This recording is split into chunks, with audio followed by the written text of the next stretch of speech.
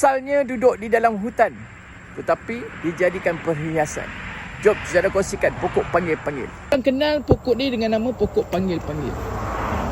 Lawa kan? Sekarang ni banyak orang buat pokok perhiasan untuk pagar rumah.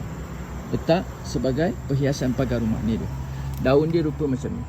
Ini pokok berasal daripada hutan lah. Yang kini orang buat perhiasan sebab dia cantik.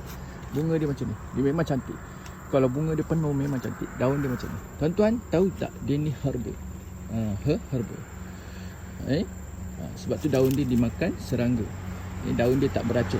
Tuan-tuan ambil daun dia ni, anak sakit perut. Kita sakit perut, tak tahu punca, kembung perut sampai tarik sampai kejang-kejang otot. Ambil daun panggil-panggil ni, Allahumma salli ala Muhammad 7 helai. Ambil daun dia ni 7 helai. Allahumma salli ala Muhammad.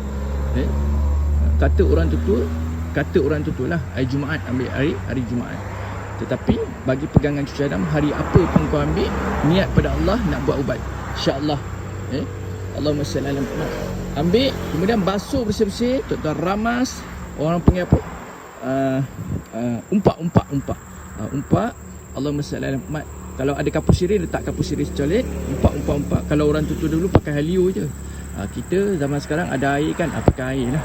Umpak pakai air. Jangan banyak sangat air. Kemudian umpak dia jadi hijau-hijau putih tu, sapukan dekat perut anak. Kalau tak ada kapur sirih pun tak apa, pakai dia saja pun boleh. Kalau ada kapur sirih lebih baik lah.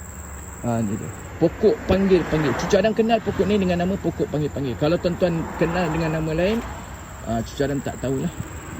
Ni penawar sakit perut.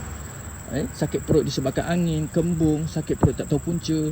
InsyaAllah boleh ikhtiar dengan cara ni.